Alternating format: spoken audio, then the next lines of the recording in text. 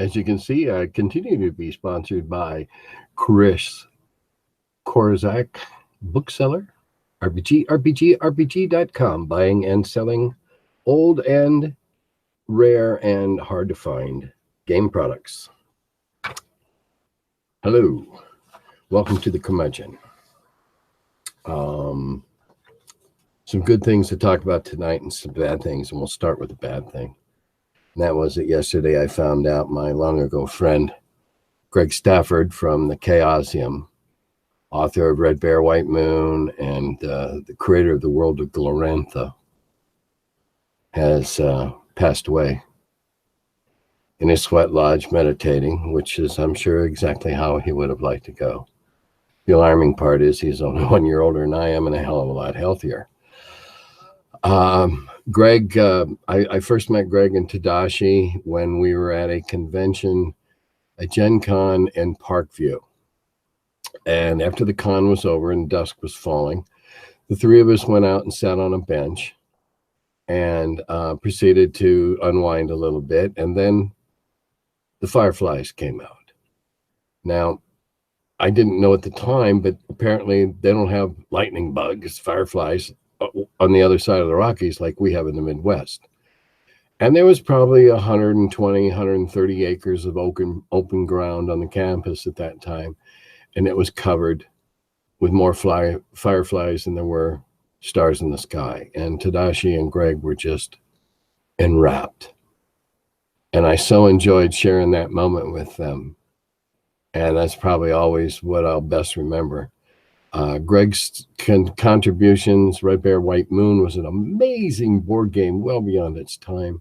The world of Glorantha that he created was so popular that the Age of Wonders game, which used to have editors and stuff in the second iteration, had a whole Glorantha mod.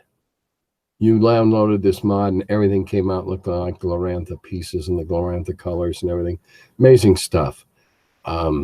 Greg was an innovative and really interesting guy, and I'm sorry to see him also gone. Just makes me more and more senior. Not a job I wanted. Today was an amazing day. I got a package in the mail that I wasn't expecting. And I have to thank the people. Now, you know how it is. I got to read the small stuff. I got to thank the people at 10 Speed Press, particularly Daniel Wyke, for sending me both versions of Dungeons and Dragons Art and Arcana. I had no idea these were coming. I have advanced editions, is what the letter said. And I know it's a little glary. Sorry about that. I'll just throw this on the floor over here. No, not a chance. And also in the box was this beauty. And it's full of stuff. The deluxe book and old maps and posters and artwork. And even a copy of the first time the Temple of Elemental Evil was run by Gary, and handwritten notes. And wow, sorry I've been bouncing around, but as you can see, it got me pretty excited. And so thank you, people, for doing that. I had no expectations. I saw it when it was being, when it was being advertised, and thought, well, I can't exactly justify that kind of money, but boy, I can surely accept that gift. And I've already looked through it a little bit, and wow, it's stunning. Okay, something from a while back. This is a question that I forgot a couple of weeks ago on the bottom of the sheet. I'm going to go back over here again.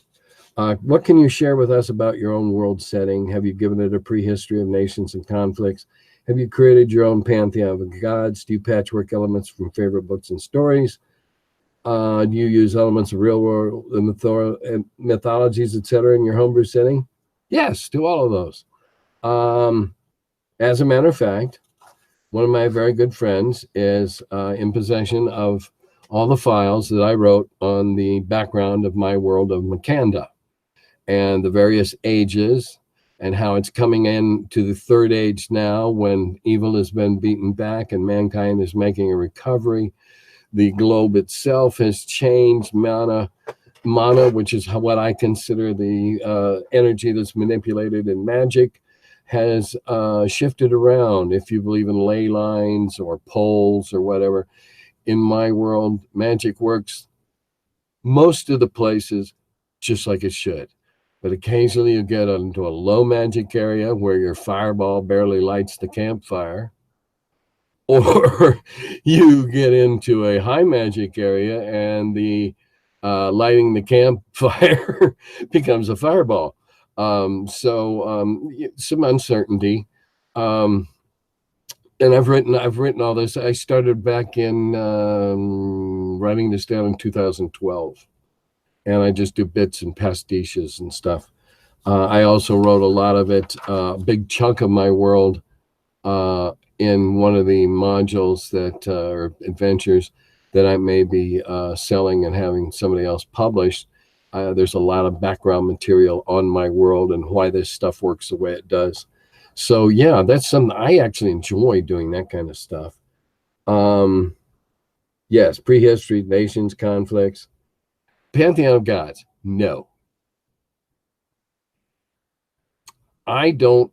I'm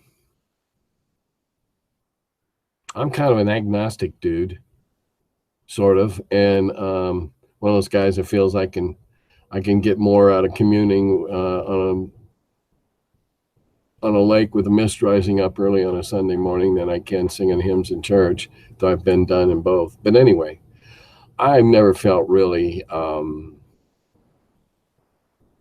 comfortable creating pantheons. In my own campaign, Clara could say, okay, I'm going to worship so-and-so. I say, okay, what's he stand for? Okay, da-da-da-da-da, boom, then, okay. So they got into the game that way, but I never put them in. I don't like creating a hierarchy of gods. Not in this sense, okay? It's just something I've never been comfortable with, and I don't do. Whatever. Don't want the blue bolt to hit me. Do I do patchwork elements from favorite books and stories? Oh, hell yes. One of my adventures is a straight knockoff off the Fifth Element. And it takes them a long time to figure out that's what they just got into. I take stuff, if I see an interesting monster or an interesting concept from anything I'm reading, and I'm still a voracious reader. I read a novel every 2 or 3 days, and a lot of it's fantasy, and a lot of it's not. Some of it's history. But in any event, oh sure, I pick up favorite stuff, and I'm not the best one to talk about my homebrew campaigns because I did them. Maybe sometime if you ask Jim Wampler, the Mad Mage, as I like to call him, now one of the frog gods, ask him what it was like playing, because he was in my homebrew campaign here in Cincinnati when I was doing it. The one in Carbondale, you simply can't compare because it was one of the pioneering campaigns. There's really nothing to compare it against because those of us that were doing it back then were learning, and we hadn't been refining for a couple of years like Gary had, so it took us a couple of years to catch up. So yeah, I have a lot of that stuff. And do I use? I'll use real mythologies. Okay, I'll use the Norse pantheon, the Mayan pantheon. I don't care if it's appropriate to the adventure. I got no problem with that. I just don't like the idea of making them up. That's all. Next topping. Guess I know where my mind is. Somebody asked me, a friend of mine, but you know how it is. I never identify people by their real name. How many fun adventures have you come across that incorporate time travel? Help us, Obi-Wan. You're the only one. Oh, screw it. Let's do this. My answer would be none. I don't mix fantasy with going ahead. into sci-fi and spaceships and rockets and photon blasters and, you know, particle disintegrators and all that kind of stuff, because yeah, one photon firearm would destroy a campaign. You know, it's that silly. But in terms of time travel, yes, I have plans to do 3 somewhat related adventures that all involve going back in time in our hemisphere. I intend to drop the characters in, let them figure out where they're at, how they can work it to their advantage, and I think it'll provide some amazingly creative role play. And to my knowledge, nobody has done what I'm setting out to do. I've been doing this research for 7 or 8 years. I have it pretty well in my mind. I'm just figuring out a way, how do I type it or find somebody that can assist me in it. And in each of those, I will be using the pantheon of the native gods.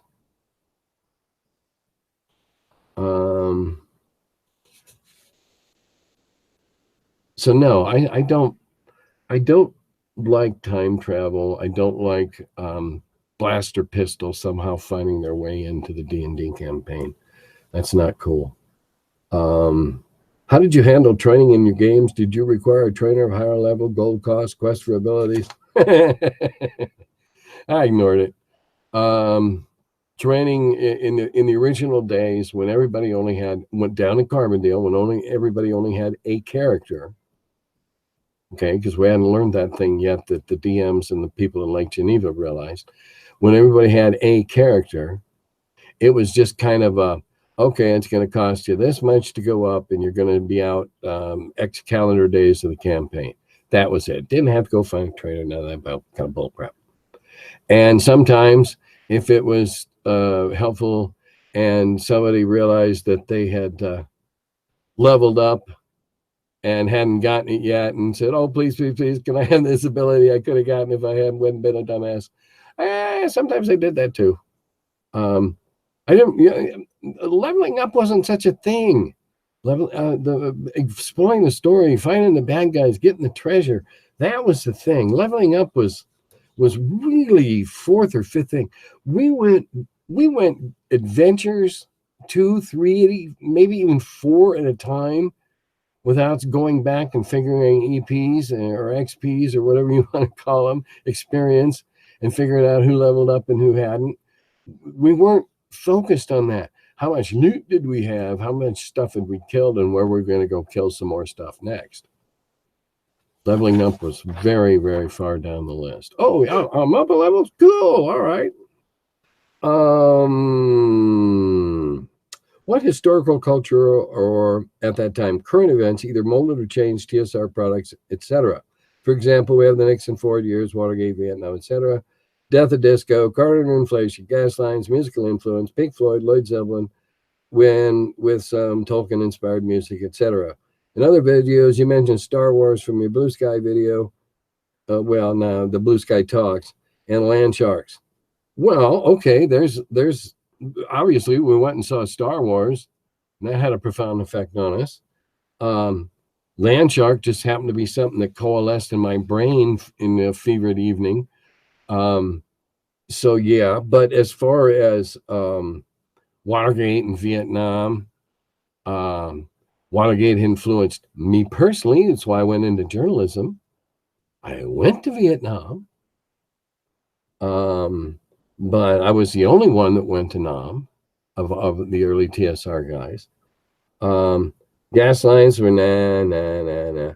Really, the only thing that affected us culturally was trying to be sensitive to what was going to get us in trouble again for devil worshipping and demonology. That's really what we focused on. We're trying to keep our products saleable. Okay, next question. There are internet shows that feature board games. Would you or have you ever considered being a guest on one? Well, I haven't. but I wouldn't mind it if it was, you know, a legitimate, you know, straight up thing. I mean, hell, I'd like to meet Will Wheaton someday. Maybe he'd like to meet me. I don't know, but yeah, I'm a board gamer at heart. It's my first love. We're still playing the heck out of Scythe, and I keep telling people, man, you got to get into this. Where my green group is pooling money every week to buy the expansions so we can have them. They're getting hard to find. So yeah, I love board games, classic board games, abstract board games. Good Lord, I started playing with Candyland when I was probably 3. So yeah, you betcha. My mom was a big fan on family gaming. And so you bet I would.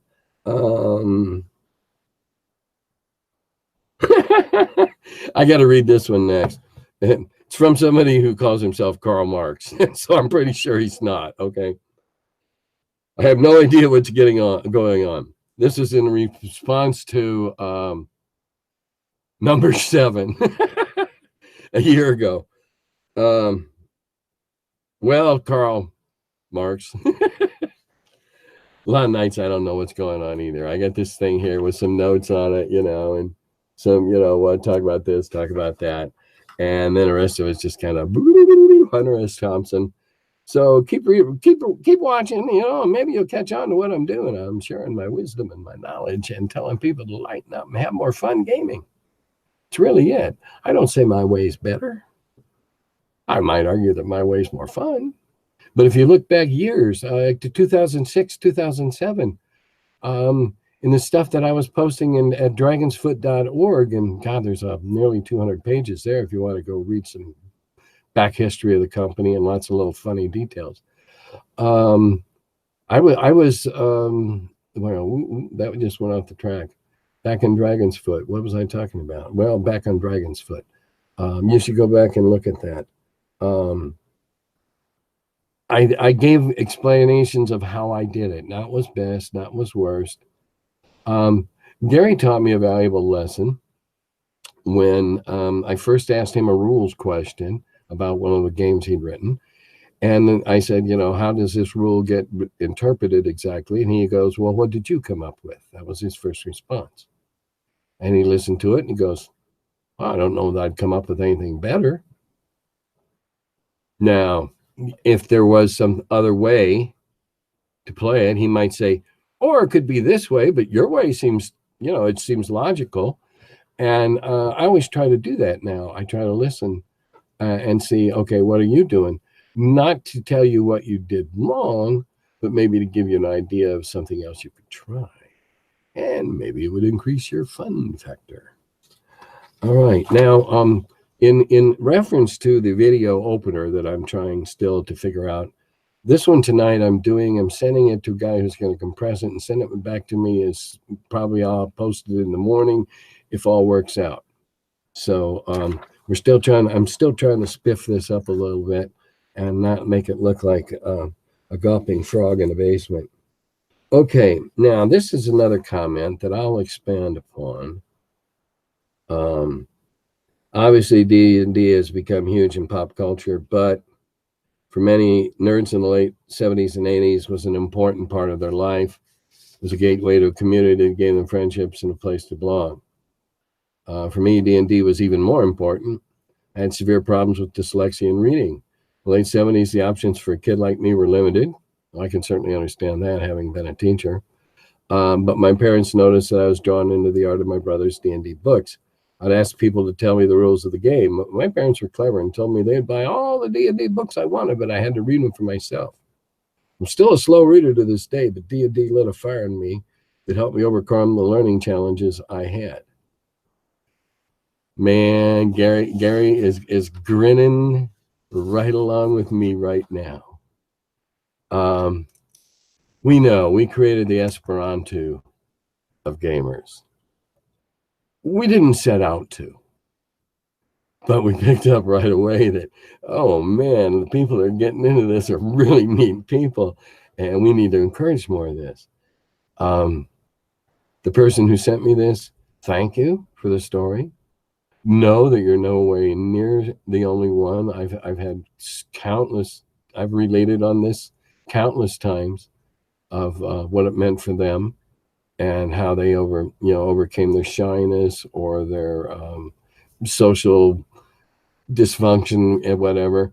And I think it's great that six nerds found each other, just like we board gamers found each other. Six nerds found each other and said, hey, let's all go learn this strange new language and be nerds amongst ourselves. And unexpectedly, it gave them an egress from nerddom into the real world. As I've said before, Gary and I were aware, by no later than February or March of 76 that there was something amazing going on here. And the year 76 gives me, yes, there was one political event that shaped me during the tenure I was there. And that was on the bicentennial in 1976. My wife, Cheryl, and I, and our daughter, who would have been 3, went to the bicentennial fireworks at Delavan at the municipal field, the football field. Blankets on the thing, ladies and people, everybody up in the stands. And then some asshole cooked off the large can, about this big, of CS tear gas underneath one of the bleachers and gassed the whole crowd. And he was just a jackass making a statement that nobody really ever understood. So that would be the only exception to my earlier blanket denial. I know that we have changed things. People know what those funny dice are for now.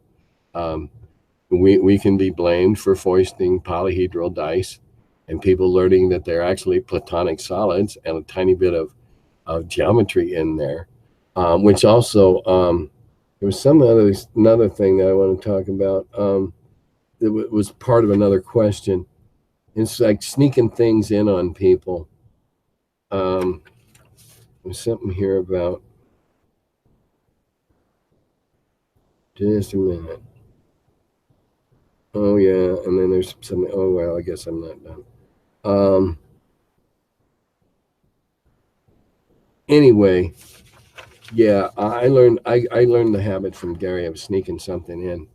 Everything we did that you were either going to have to look up or figure out or whatever, because I was a latent teacher at that time.